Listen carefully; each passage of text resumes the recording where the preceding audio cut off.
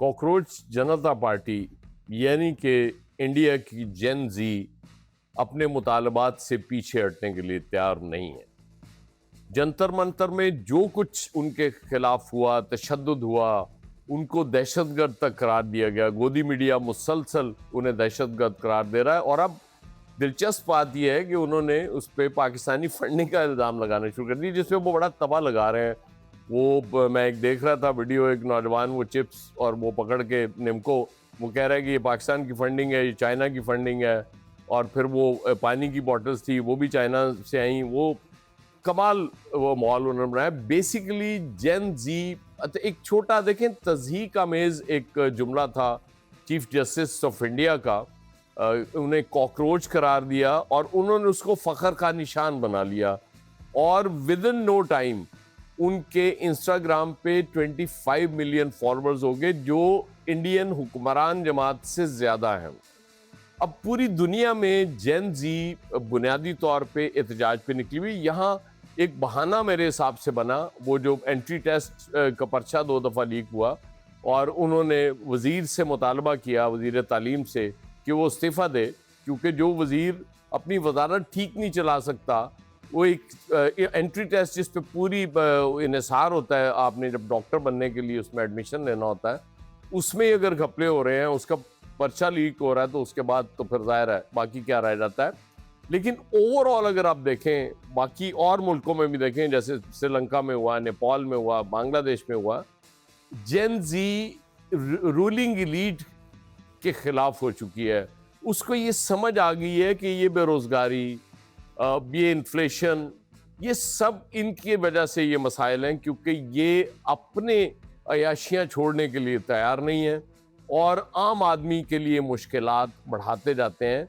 ये बड़ी तेज़ी से जेन जी फैल रही है और नो डाउट पाकिस्तान में भी जेन जी बड़ी एक्टिव है। ये अलहदा बात है कि वो अभी तक सोशल मीडिया की हद तक है, लेकिन इंडिया में सोशल मीडिया से उठ के प्रैक्टिकली वो मैदान में आए हैं और उन्होंने इंडियन गवर्नमेंट को वक्ता डाल दिया है, मुसीबत डाल दी है। इंडियन ऑपोजिशन उनके साथ खड़ी है, उनके अदाकार उनके साथ खड़े हैं। मैं वो सबसे अच्छा जुमला मुझे नसीरुद्दीन शाह का लगा था, जब उन्होंने ये करार दिया था कि वो जाहिल आदमी है नरेंद्र मोदी, और इसमें शक वाली शुबे वाली बात नहीं है। जिस तरह से नरेंद्र मोदी जी लेके चल रहे हैं इंडिया को, वो यकीनन तबाही का रास्ता है, बर्बादी का रास्ता है। और जेन जी उस रास्ते को पर इनको चलाने के लिए बड़ी तेज़ी से, बड़ी शिद्दत से काम कर रही है। वो अपने मुतालबात से पीछे हटने के लिए तैयार नहीं है। मुझे लगता है ऑलरेडी इंडियन गवर्नमेंट डिले कर चुकी है। अमित शाह एंड कंपनी, नरेंद्र मोदी, वो इनकी उन्होंने इनसे बात ना करके वो ये समझ रहे थे कि क्या होगा, स्टूडेंट्स आएंगे, एहतजाज करके चले जाएंगे। लेकिन उन्होंने दिखा दिया, ये बता दिया और समझा दिया कि ये एहतजाज सिर्फ आना जाना नहीं होगा भाई। ये हम जब तक हमारे मुतालबात आप तस्लीम नहीं करेंगे, हम पीछे नहीं हटेंगे। और जिस तरह से उन पे जुल्म तशद्दुद किया गया उनके पुरअमन एहतजाज पे, वो बड़ा शर्मनाक है। और उसने नफ़रत और बढ़ा दी और वो बढ़ते बढ़ते पूरे इंडिया में ये एहतजाज फैलना शुरू हो गया। और अगर पूरे इंडिया से यूथ निकल के उसने दिल्ली पे ये अलगार कर दी, तो फिर बड़े बड़े नेता वहाँ से भागने पे मजबूर होंगे। उनका कोई पुरसाने हाल नहीं होगा, कोई पूछने वाला नहीं होगा।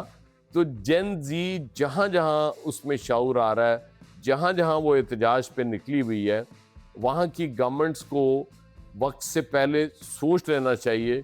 क्योंकि एक मिसाल छोटी सी मैं दे के आपसे इजाज़त चाहूँगा कि जब इनकलाब आ रहा था फ्रांस में, उस वक्त बरतानिया ने, ग्रेट ब्रिटेन ने इस्लाहात करके अपना सिस्टम बचा लिया था और आज भी उनकी बादशाहत कायम है।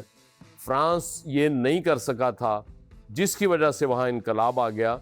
और ये जेन जी ये जो कर रही है, ये किसी इनकलाब से कम नहीं है।